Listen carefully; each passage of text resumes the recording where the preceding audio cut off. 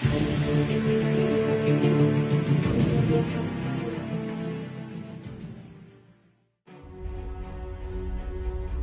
लेखक नवनाथ गायकरांच्या खुराडा कथेस पुरस्कार प्रदान। हा पुरस्कार घरचा, यामुळे कसदार लेखणीस बळ मिळेल, गायकरांचे प्रतिपादन। साहित्य हे धर्म, समाज, राष्ट्र यास एक करणारे, एकत्र आणणारे, एक ठेवणारे असते। साहित्यिक हा समाजाचा वाटाड्या असतो, पण अलीकडे बेगडी मोठेपणा व स्वार्थासाठी समाजात फूट पाडणारे साहित्यिक विचार व कारवाया फोफावत असून आपणही भान विसरून वागू लागलो तर कसे जमेल, असा परखड सवाल करत विद्रोही, दलित, आदिवासी असे भलते सलते प्रवाह साहित्याला फोडू नका, असे कळकळीचे आवाहन सुप्रसिद्ध नाट्यलेखक साहित्यिक दत्ता पाटील यांनी केले आहे। साहित्य मंडळाच्या वतीने नाशिक येथील ग्रामसेवक भवनात आयोजित 26व्या ग्रामीण साहित्य संमेलनाचे अध्यक्ष या नात्याने ते बोलत होते। या साहित्य संमेलनाचे उद्घाटन सुप्रसिद्ध लेखिका अलकाताई दराडे यांच्या हस्ते करण्यात आले।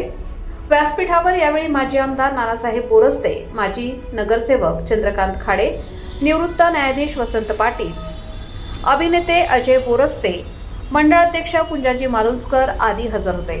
उद्घाटक अलकाताई यांनी आपल्या भाषणात समाज साहित्यासह चांगल्या गोष्टींकडे पाठ फिरवत असतानाच्या कठीण काळात साहित्यिक चळवळी संघर्षातून चालवल्या जात असल्याबद्दल प्रशंसा केली।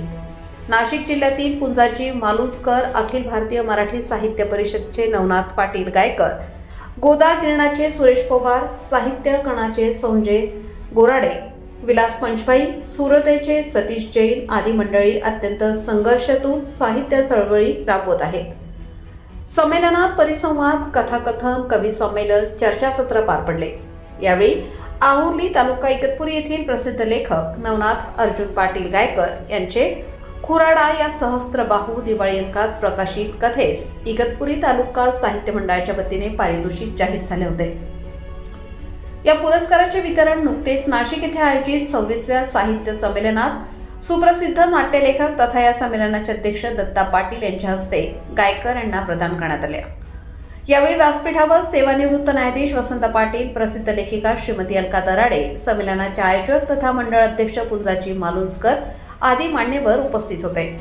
दरम्यान हा सन्मान घरातला असून यामुळे लेखणीस बळ प्राप्त झाले आहे, अशी प्रतिक्रिया लेखक नवनाथ गायकर यांनी पुरस्कार स्वीकारल्यानंतर दिली आहे। गायकर यांच्या या सन्मानात सर्व स्तरातून स्वागत करण्यात आले।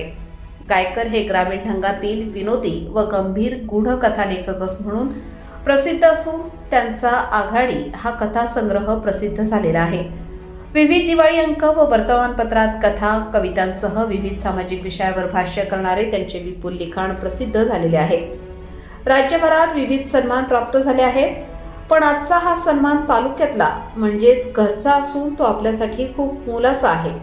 या सन्मानाने हुरूप वाढला असून आपली जबाबदारीही वाढली आहे, असे गायकर म्हणाले। आपल्याच मराठी भाषा विकासाचा, संवर्धनाचा प्रश्न गंभीर होत चाललेल्या काळात आपण जगतो। त्यासाठी शासकीय, सामाजिक पातळीवर भरपूर आर्थिक निधीची, तरतुदीची एका बाजूला लयलूट चालू आहे, लाखांची मदत उभी केली जाते। पण दादा, तुम्ही मात्र गेली 25 वर्ष एखादा वारकऱ्यासारखा हा मराठी भाषा संवर्धनाचा झेंडा खांद्यावर घेऊन ही चळवळ राबवत आहात, याचा मला अभिमान वाटतो।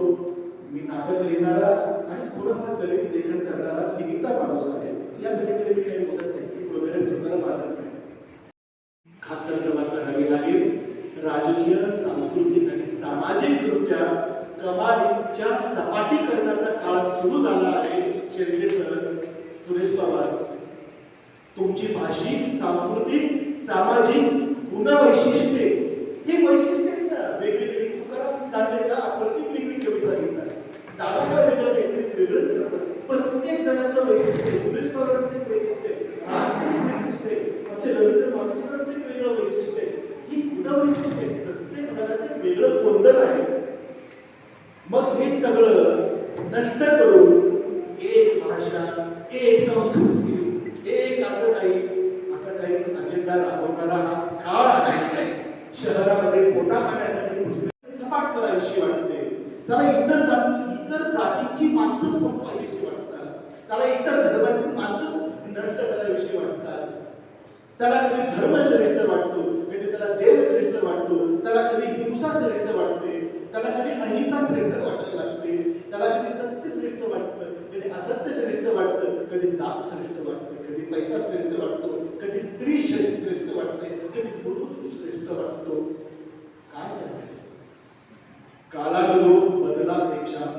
लोकमान्य न्यूज साठी संचालक लक्ष्मीकांत शिंदे, नाशिक.